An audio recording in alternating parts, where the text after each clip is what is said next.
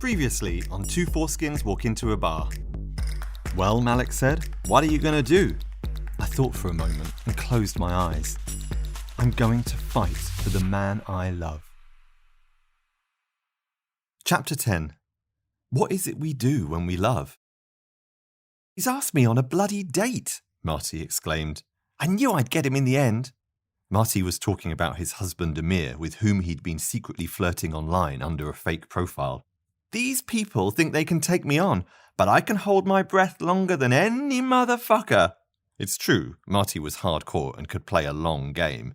In fact, we'd started looking online for those old-school competitions where you have to be the last person touching a brand new car to win it. Marty would outlast his competitors without breaking a sweat. I guess that's what you get from being an actor in New York. You just keep touching the car until your competitors fall away one by one. I asked Marty what his plan was. Here he was on more uncertain ground. Are you going to reveal yourself? Are you going to catch him out? What do you want the outcome of all this to be? Marty had started this, not really knowing how to finish it, which is something I could identify with. We were both absolving ourselves of any responsibility in our own lives, forcing the universe's hand, just seeing what happened to us. Me, with my bags packed, not knowing where I was going, and Marty about to unmask himself as his husband's secret lover. I'd messaged Lionel 3 times, but he hadn't replied. I was distraught, and I was incapable of making a decision about what I do next with my life. If I returned to London, wasn't that just another failure on my list? Even though I couldn't make the decision, I knew I was going somewhere, so I embarked on a farewell tour. In social work, I was taught to manage endings properly, so it made sense that I'd visit a few of my gentleman callers before I left. And in any case, many of them were becoming friends. My final visit was Mike. What's your plan? Asked Mike. I'm here to suck you off, I said. I could tell he was exasperated by me already. You don't need to suck my dick to be here. I know, I said as I undid his jeans and pulled out his penis. I really did have no idea what I was going to do. I had to leave the country tomorrow. I had a flight home booked, but I'd also booked a cheap flight to Canada in case Lionel changed his mind. I didn't want anything to be standing in the way if he came around. I had no work and no money in the UK or the USA. If I went to Canada for a night and then came back to the USA, I'd get another 90 days. But wasn't that just kicking the problem down the road? Mike, who was no fool, suggested that I was acting out what he described as learned helplessness. I took his cock out my mouth and looked at him. You're putting all your problems at everyone else's door and not taking any responsibility for your own actions. This was an outrageous allegation. Mike brought up a picture on his phone. It was a graph of the gay dating pool. It showed the amount of available gay men decline significantly once you pass 40. Most of them are in relationships, or they don't want them, Mike explained. There was a slight uptick in the 70s age bracket, which is where Mike was now, as men return to the dating pool when their partners die. That's what happened to me, Mike said. I'd been so solipsistic and self-absorbed in my relationship with Mike that I barely knew his story. I knew his late husband was called Victor and was a tenured professor at NYU, and I knew he died of cancer, but I'd never even bothered to ask which one. I let in a moment of reflection. How little space I had for the lives of others. Before this trial by ordeal that was my decision to come to New York, I'd have known all about Mike, Victor, what type of cancer it was. But I was capable of very little other than one-sided friendships, so absorbed was I in my own chaos. I shut the thought quickly from my mind. Mike pointed at the graph. So you're here, and I'm here. So basically this is my last window until my 70s. That's what the graph says. I asked where Lionel would fit in this graph. Why do you give a shit about Lionel? Mike looked at me with pity, as if I was the last person in the world to catch on to something big, the last person to hear about the internet. Love is not enough. It's what you do with it that matters. I lay my head in Mike's lap as he stroked my hair as he spoke. His cock was flaccid now, resting on his left leg like a large sea lion sunbathing on a rock. These men, Chris, these men, he sighed. They give us that glimpse, don't they? And we give them everything. But in fact, they give us nothing. Or worse, just enough. And we lay there blinded, baffled. And we throw them ropes, of course, but they don't swim back. Even the ones that want to can't. And we tell ourselves this is what we're worth. It's what we deserve. Their damage becomes our own. We become grateful for it almost. When you figure it out, it's terrible. And I speak for myself here, but I figured it out 30 years before Victor died. But I was too scared. I once asked Victor if he was an academic because he preferred to live in his own mind, not to need anyone, not to love anyone. He told me not to be so rebarbative. I had to look it up, of course. My hypothesis is that he intellectualized love because he was too afraid to feel it. And if it's any consolation, I think Lionel probably did love you as much as he's able to love anyone. But what these men want and what they're capable of... The sentence drifted away from him. Mike turned to me. What is it we do when we love? I think we endure. I don't want to think that, but I do. And I don't want in 30 years' time that to be your answer too. What about Robert? I asked. It's nice to hear you say his name. It sounds like he wants to take you back. At the door, Mike gave me a jockstrap and asked me to jerk off into it and send it to him from wherever I ended up. Then he put his hand on my face. We cannot fix these men, Chris. We cannot fix these men. My Nemesis Playwrights press night started at 7. Marty had arranged to meet Amir at 5 and was planning to come to the theatre afterwards. When I arrived at the Golden Theatre, Marty was already there. He ran towards me and fell into my arms. His body was shaking. I can't believe he came, he said. Marty had got to Union Square early and hid behind a tree. After a time, Amir arrived. He looked so nervous and excited. He was holding in his stomach and wearing the jumper I bought him on Thanksgiving. He was pacing up and down and, look at this! Marty showed me his phone. He played a video taken from behind the tree. In the video, you can see Amir waiting. You can tell he's nervous and he is sucking in his belly. And then a man walks up to him and kisses him on both cheeks. Who is he? I asked. Marty had no idea. I said to Marty that it was clearly someone he'd just bumped into. You could tell they were both surprised to see each other. And kissing on both cheeks was hardly a criminal offence.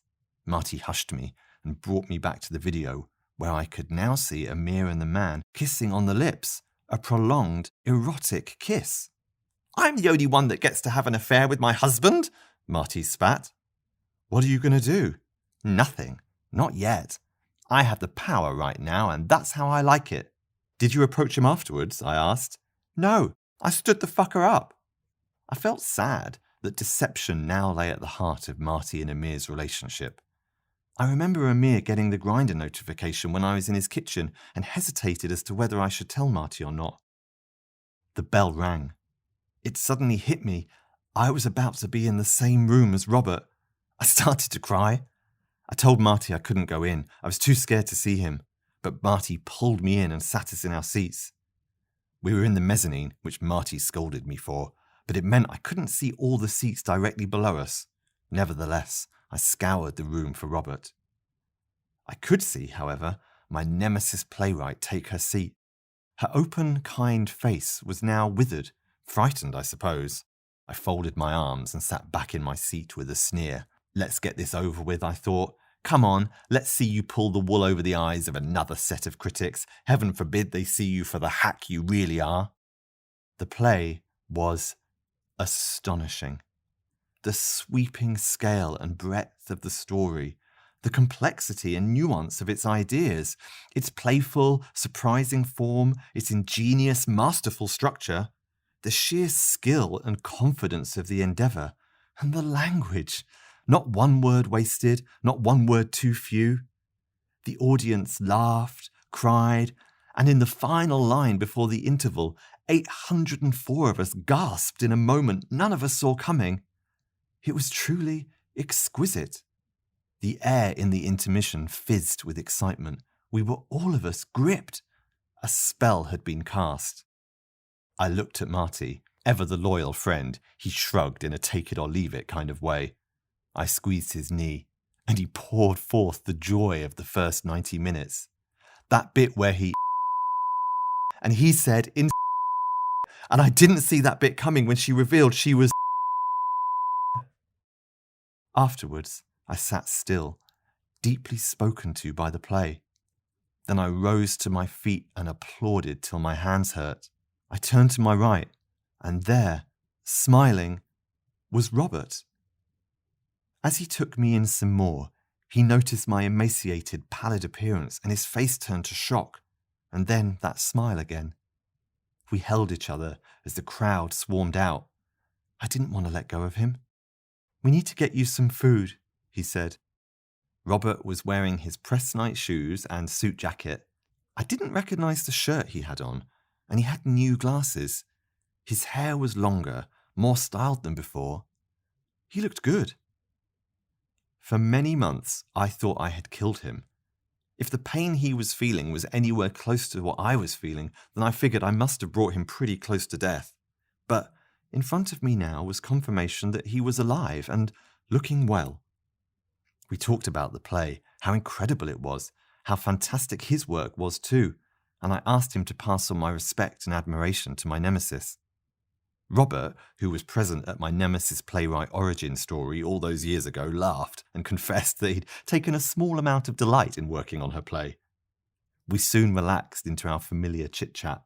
I felt like we were in a parallel universe, a place where I hadn't done the unthinkable, and I was struck by the irony that had I not left Robert, I'd still have ended up in the exact same place on this day, sat opposite him in a burger bar in Times Square. There was no denying the pain I had put him through, and although he still suffered terribly, he was no longer angry. The anger wasn't helping him. We walked through Times Square and sat on top of the red stairs where you buy the discount tickets. Lit by the livid glare of the Protean Times Square lights, we caught up on work, our families, our friends. No one in the world knew me as well as Robert did, and yet, as each new neon light refracted onto him, I wondered if I knew him at all. It felt at once familiar and foreign, a strange state of being that was the same, but not at all the same. We throbbed with a lurid, unearthly glow. Robert went quiet. Then he said, "I've been worried about you. I think I've had a nervous breakdown," I remarked. "In your letter, you said you'd done your grieving. That was very hard to hear, you know, Chris. I felt like I wasn't given that opportunity. You knew you were going to leave me and had the time to prepare, but you gave me no warning. You just disappeared. At the time, it felt very violent." Looking at Robert now, I knew I hadn't even remotely begun to start grieving him and our relationship. But maybe this was a good thing. Maybe I wasn't meant to grieve him, as I was never meant to leave him. "And you never gave me a reason. It's weird because now I don't want one. I don't think I need it.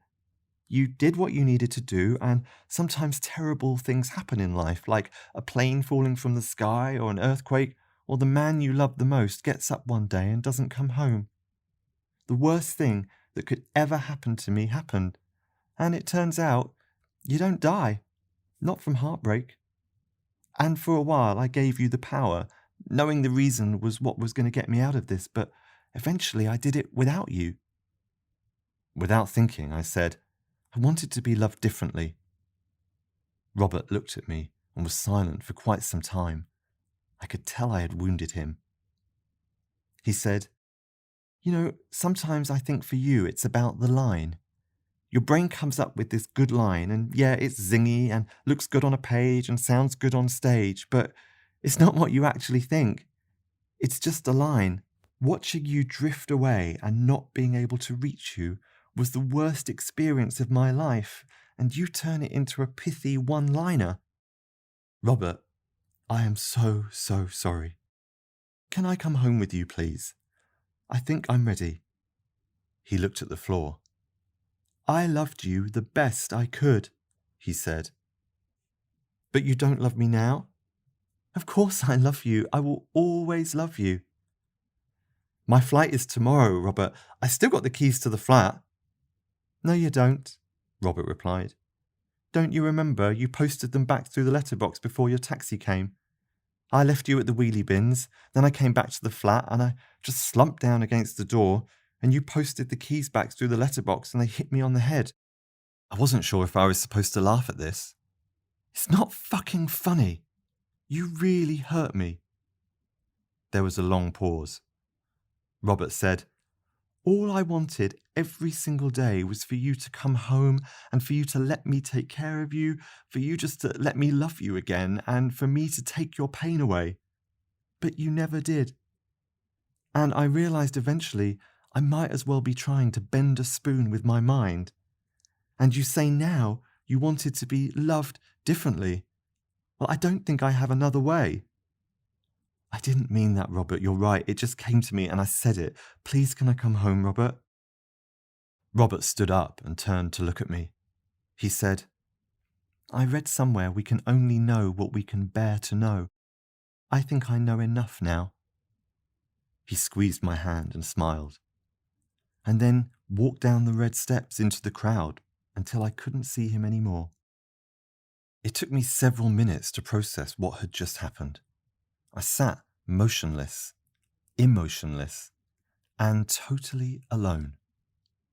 Tourists milled around me regardless, taking photos and laughing. There must be hundreds of photos taken in the hour I sat there, taken by people from all over the world, and in each one, in the corner, is me, a ghostly apparition in the background of your happiness.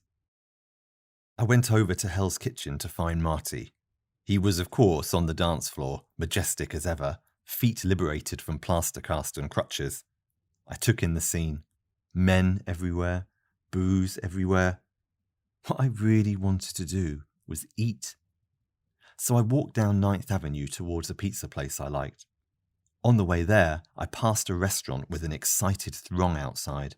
I peered in, the usual beggar at the feast, and saw Robert and my nemesis and the rest of the creative team. They were laughing, embracing, reveling in their hard-won success. I stared through the window, thinking they might look up at me. I recognized Robert's laugh, shrill and glorious, so infectious. As I observed their joy, I wondered to myself, is it even possible to be happy and truthful at the same time? Happiness isn't a place. I figured that much out in these last 90 days, and the lies I told myself just to get out of bed some mornings. But I could hear some truths knocking on my door. Would I be happier if I let them in? The following day, I made it through JFK security with no fuss. I'd arranged a hookup with a guy on Grindr who worked in a retail establishment in Departures. He knew of a disabled bathroom that was tucked away, and he used it as his regular place. When I arrived at the location, a man was leaving, and he held the door open for me, where I found my assignation was ready and waiting. He was clearly operating a tight schedule. In the departure lounge, I sat on the floor and leant against the glass window, the airfield behind me. I thought about Robert. How lucky I was to know such a good and honourable man. What a special, beautiful person he was. And is. I let myself feel the loss. I went through my archived WhatsApp chats. There were hundreds of unfinished conversations with random men. I scrolled through the looking, the intos, the ubiquitous good you. It was a shrine to desire, yes, but also a monument to my unmet need.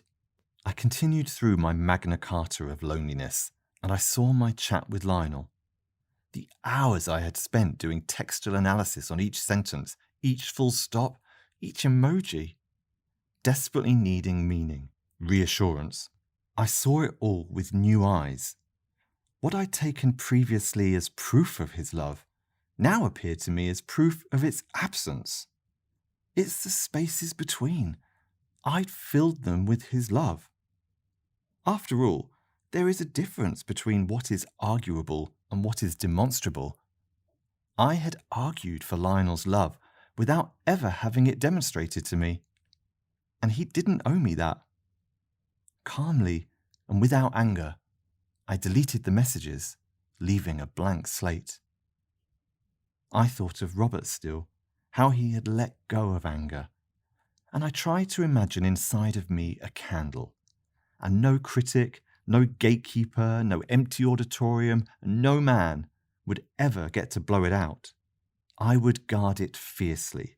The dogs that bound round my feet in the park, happy in their ignorant joy, that wide-eyed baby living presently in each second of the day. I will let them be my teachers. I will let them be my guide. I looked up to the departures screen. London Heathrow was listed, third from the top, and underneath it, Montreal. London, final call. Montreal, final call. "You got spunk all down your t-shirt?" a voice said. I looked down and saw that, sure enough, I had indeed been wandering around JFK with a large amount of spunk on the front of my t-shirt. "And the back," the guy said. It was the man who had held the door open for me. "Let he without sin cast the first stone," I said. He gleefully spun around 360 degrees to show his spunk-free attire. He doffed his baseball cap and did a little bow with a ta-da gesture. "I salute you," I said. "Oh, you're British. You know there's two things I love about British guys?" I laughed. I can never play it cool in moments like this. "Where are you headed?" he asked. I looked again at the departure screen and then back to the smiling man. That is a very good question. Two Foreskins Walk Into a Bar is written and narrated by Chris Thompson, directed by Andrew Fallaize, edited and post-production by Christopher Huth.